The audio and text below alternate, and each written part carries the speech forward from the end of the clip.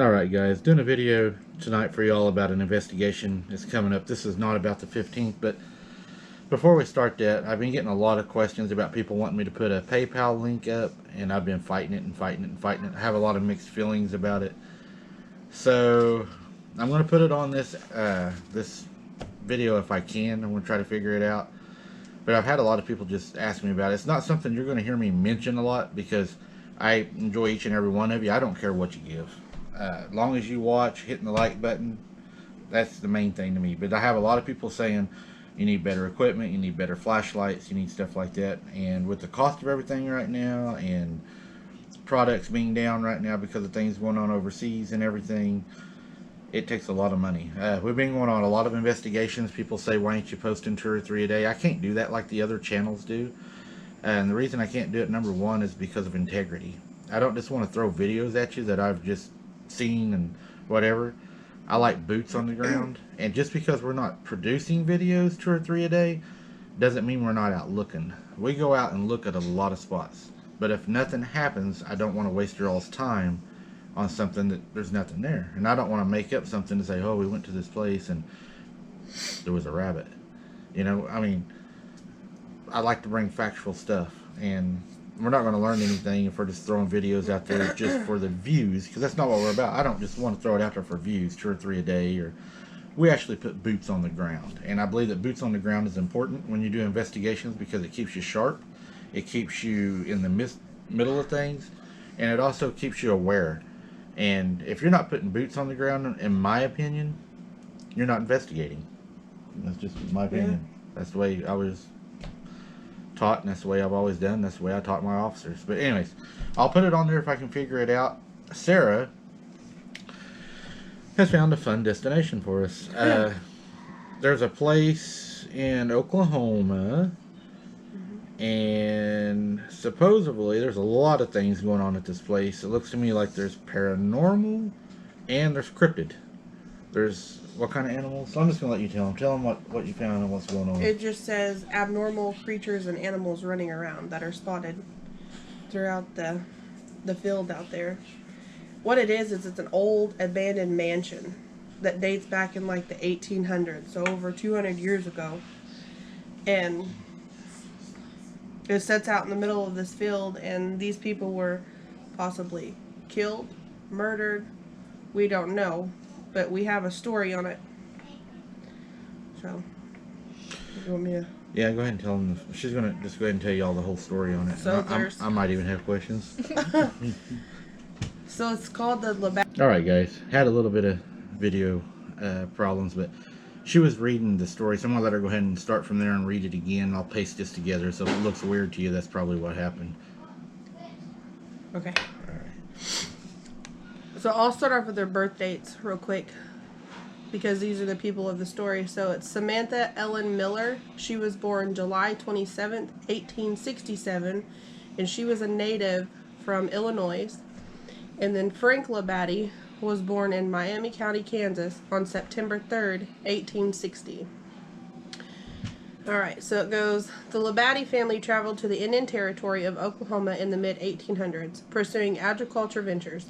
Frank Labadie was educated at the Osage Mission. He took up the occupation of farming, devoting his attention to further assist in civilization, and took up improvements of the home place of 1,500 acres in Osage County. He continued to operate it until the 1891, but then shifted his attention to the lumber business, dealing in hardwood timber. Frank Labadie retained ownership of the original homestead, receiving large royalties from oil wells located on the property, while also owning a 20-acre truck farm near Big Heart in Osage County. In 1884, Frank Labadie married Samantha Ellen Miller. The couple first lived in a small log cabin his father built in 1874. The family eventually moved to Caney, Kansas, to educate their 4 children, John, George, Paul, and Lola. It is said George Labadie actually built the stone house where all the spooky stories evolved, and his parents eventually built a home at Red Eagle in Osage County.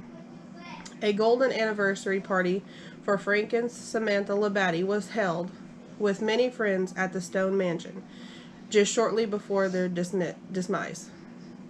Frank and Samantha had retired for the evening in their home, with Samantha reading in her chair by the fireplace and her husband reading on the couch.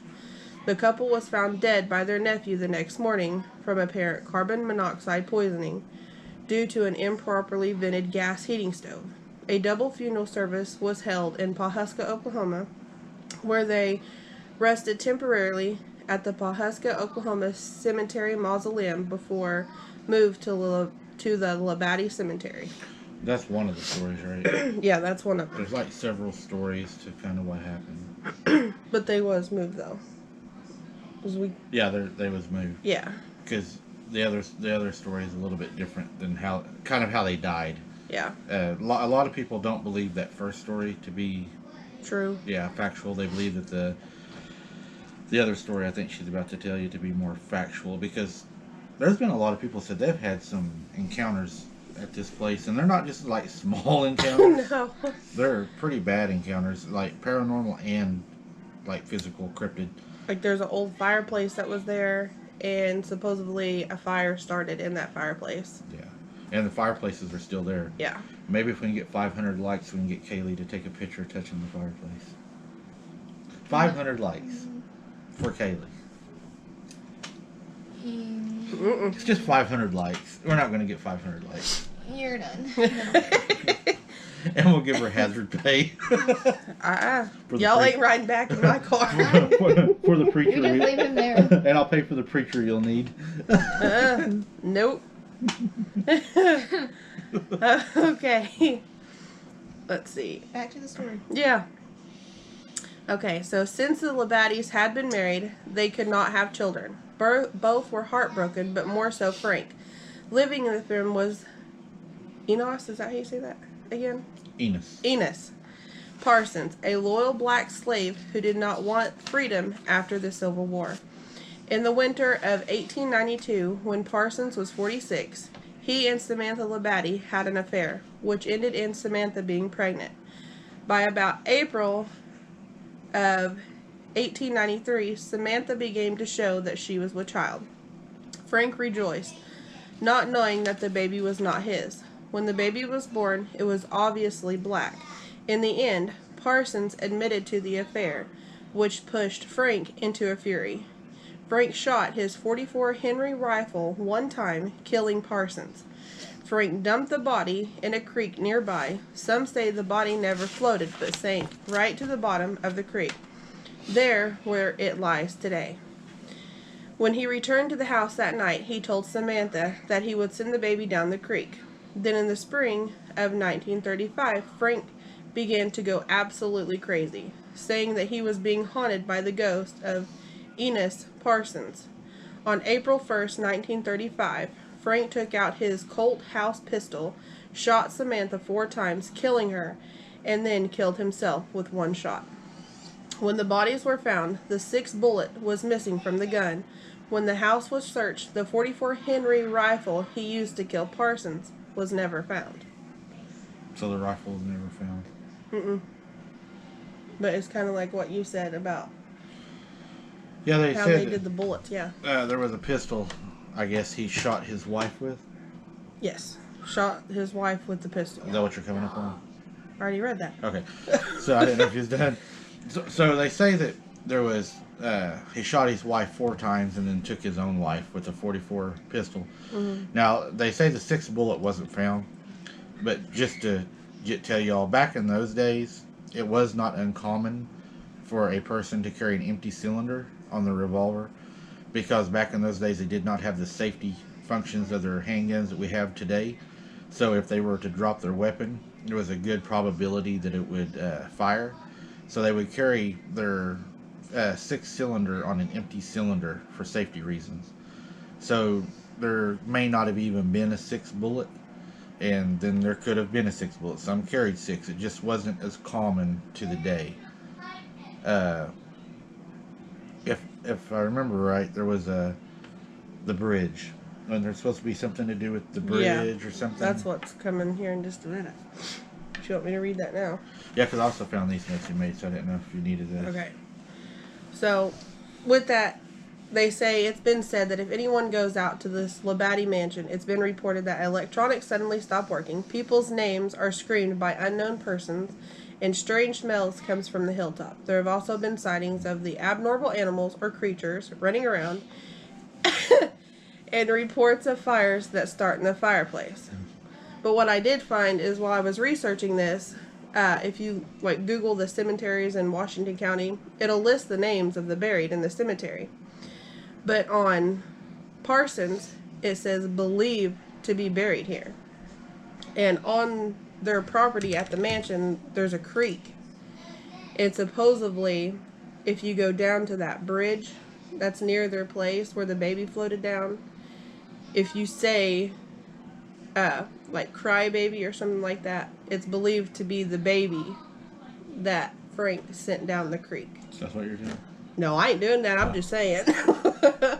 Okay, No. another 500 likes. No way. I don't care. I ain't doing it. There was something that, did we talk about we're going to visit the bridge?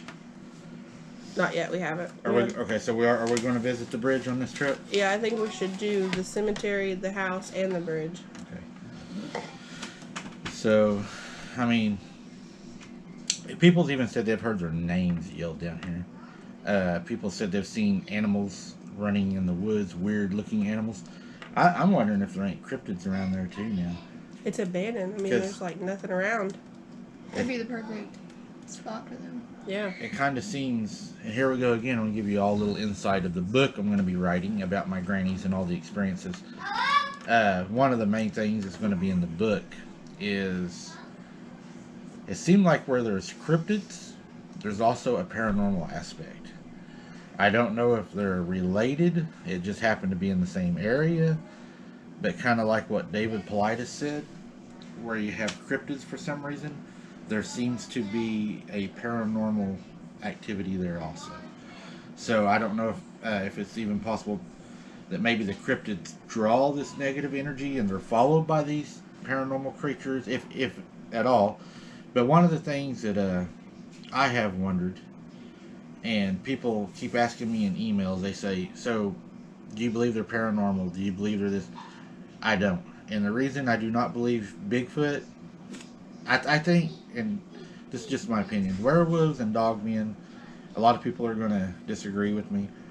I believe they're pretty much the same thing because I do not believe that a werewolf is able to change from human to creature. I believe that it is a creature that is either in one physical state, okay? And the reason I believe that they're the same is because of the canine DNA makeup. They may not be the exact same, but I believe cousins definitely related. That's just my opinion. I may be wrong. That's why we do this, so we can all study and learn together. But on the paranormal aspect, whenever I shot that creature down at my grandma's, if it was paranormal, it wouldn't have bled. And it wouldn't have hurt it. It wouldn't have fell the way it fell. I've hunted all my life, and I know when an animal's shot how it falls when it's injured, how it moves when it's injured. This thing bled. Blood. Red blood. All the way to the back of the chicken house and was unable to keep leaving like it normally done. And to me, if you can injure something and it bleeds, it breathes, and it dies. That's my opinion. I look forward to y'all. I'm not saying I know everything like some other channels do. Like I said, that's just me, and we'll learn together. And I'm open to learning other ways. I'm not just set on one way. I have an open mind, but that's just what I think. Maybe we can find out sometime if Kaylee can outrun one. Maybe I get after I her. know. I'm gonna try. All I have to do is run faster than both of y'all. I'm gonna try, or I'm gonna hit somebody in the back of the head with a large rock. I'll trip you. I think that's everything. And I'll be doing the single investigation Sunday. So if I'm still around for the Labadie thing, then we'll do it together. If I'm not, it'll just be these two if something eats me. We'll cover it. It's okay. But that's be what's here. coming up. And y'all want to add anything? I don't think so. I think she said everything that we needed to say. It's gonna be. I'm excited about it. I think it's gonna be cool to go out there and look at it. 500 likes, you're touching the fireplace? No, How many likes? none. How many likes do you think maybe we could get her to touch it? Maybe 1,000? Alright, guys. We're going to get off here, and we'll see you pretty soon, probably on the 15th. And then, when are we doing this one? Any idea how far out? I'd say within a week and a half. So within a week and a half, guys, we should be visiting this place. We'll update you on the Facebook page. Appreciate y'all watching, and be safe. Bye, guys. Bye.